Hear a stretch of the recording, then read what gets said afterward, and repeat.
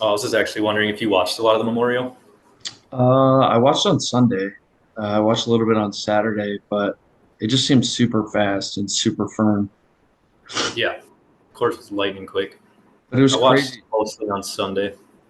Yeah, did you see like they're landing? There's pins like back pins, and they're landing like on the front edge, sending them super high and like barely landing them on the green. They're barely holding. So I think it's like Right. getting prepared for the U.S. Open this week. Yeah, this is going to be a good training for that. Certainly. I don't know how you get any ball to stop like that. We have to land it like 15 yards short in the fairway and just let it roll up. Yeah, so I was saying I was telling somebody the other day on six is it 16 the par three where they took out the bunker. Yeah, yeah, I believe so. Yeah, so they took out the bunker just so they could land it in front of the green, have it bounce, bounce, bounce, and roll. But shoot, I don't even think that helped. I think the average score was above par on that hole. Um, as you can see, did you see when it came down to the end, Scotty and who was it? Morikawa. I mean, Scotty hit it just in front and elected to putt, but dude hit it like 30 feet short and made the putt for par. But Yeah, the Scotty effect. Just the discrepancy of his score versus the other players in the field coming down into Sunday. I was like I mean, sitting at home thinking, this is just Scotty Scheffler's tournament again. Just it's mind-boggling. incredible. Like if you don't Yeah. see Scotty up by 3 or 4 strokes on Saturday, it's like, what happened? Like, is he even playing? Did he show up or is he in jail? You know what I mean? It's like, where is this guy? He's not in the top five when I first check in on a tournament. I assume he's not in it. It's Yeah, yeah. ridiculous. Or it's the PGA and we're having nightmares again as to what the heck's going on. Jeez. Did you see Jason Day's outfit though? I think it was like Tuesday or Wednesday. Yeah, what were your thoughts on that? The plaid shorts. So the plaid shorts with the black Picnic shirt, table shorts?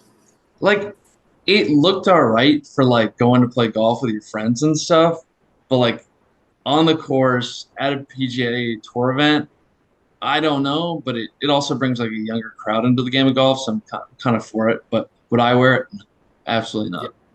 I'm not putting those shorts on. I get it though. I respect it. It's Yeah, like I wouldn't be able to. when you're on the swing, you got to wear what you want to wear, and he's doing it for the brand, so I get it. But Yeah, like it I think makes tucked sense. in would have been a better look for sure. Tucked in? Yeah, No, you no, like the those untucked? things. Oh, it has to be untucked. Definitely with those shorts. Like, there's no way I would leave the house and my wife would go, "What in the world are you wearing?" Like, They unless did kind they're of look like swim untucked. shorts. Yeah, but They were a little.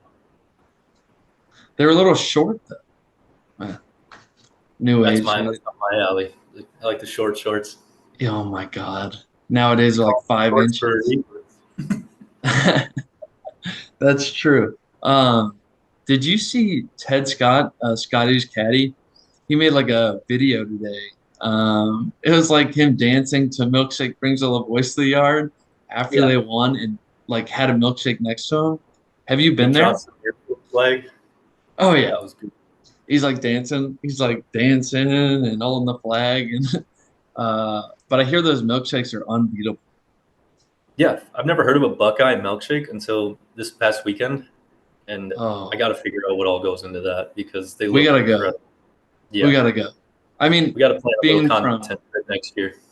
that would be fun. I mean, being from Cincinnati, like I've been up there and I've had one just because my buddies have played it. Or I haven't had one, but my buddies have. And they say it's so good. But just playing a lot of golf in that area, the golf is so good up there. It's so good, so good. Honestly, that was kind of some of my favorite clips from the weekend was just seeing the guys preparing the milkshakes and oh, But it looks that's old like school there, old it's school old golf. school, but like that's the main thing. It's like you show up on Monday and you're getting a milkshake. Like that's the name of the game. That's up my alley. I'm like a child. I'll take chicken tenders and fries and some milkshakes. Call it a week. I'm set. I don't even care if I make the cut. Just let me go play in the event, get the milkshake and the kids meal. I'll be set. I can't even blame you for that. There's some classics that just do not get old, and milkshake is one of those. Amen to that. Amen. Yeah. All right. I'll let you rip with this one and then we'll get into it. All right. Looking at your T-shirt there, it's officially U.S. Open week coming back to Pinehurst, 124th U.S. Open. I've been past the property. driving in that area, but haven't stopped in yet. Have you been out there?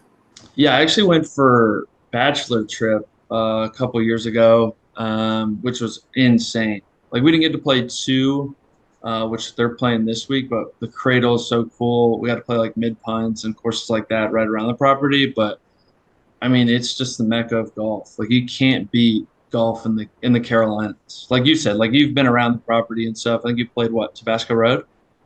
Yeah, Tobacco Road, Southern Pines. Oh God, I just called it One more Tabasco. smaller one in that area, smaller name one. But yeah, Okay. You played Mid Pines or Southern Pines? Southern Pines. So that was Gotcha. North Carolina. Gotcha. Yeah. I mean, Pinehurst is just unbeatable. I mean, people Yeah, go there, all you talk is golf. All you do is golf. It's unreal. And it's literally just golf. Like there's golf and then you have like the brewery down the street. And then you go back to the golf course and play the par three all day. It's just the mecca of golf and I absolutely love it over there. yeah. Golf Um, heaven.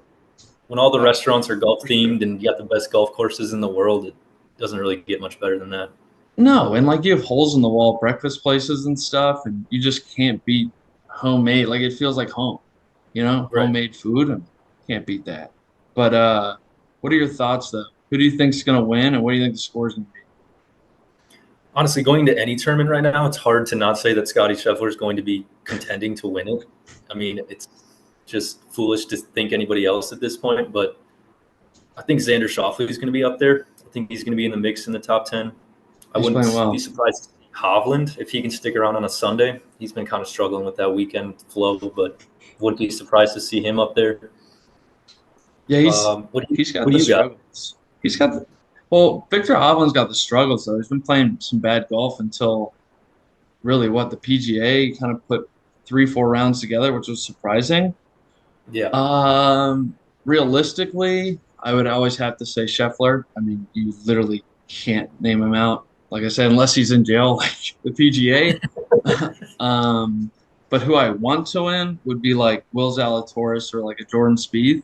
I know they're playing okay, but they need to really kick it into gear because they had some really good spurts, but now they're kind of falling off a little bit. But like you said, I don't think shoot, the winning score is going to be above like 7 under. I don't think it's going to be yeah. lower. I'm thinking it depends on the weather, obviously, but I'm guessing right around 7, 8 under. I'd be surprised to see someone go double digits under par out there.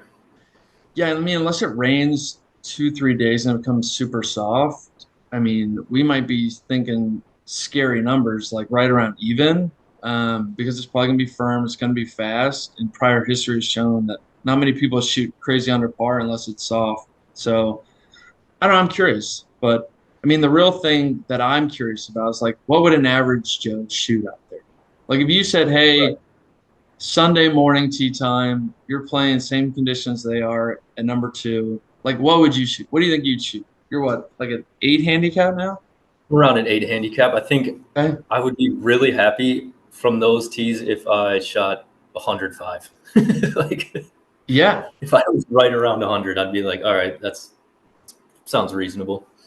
Like, shoot, just to break 100 from those tees, those conditions, because those greens are just like this. Like, there's no real flat area. And if they're in some bowls and some corners, like you can three putt every single green, even if you hit the middle of the green every time.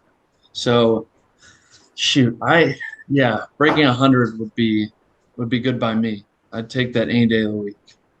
Yeah, there's probably a couple par threes out there I'm taking driver into and trying to hit like a short cut into it. The slappy Just trying to cuts. drop it on the green.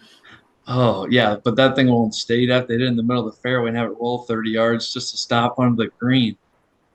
It'd be an absolute nightmare for me. I would love one time in a major, just a final group of 3 normal guys scrambling together, just to see what it's like.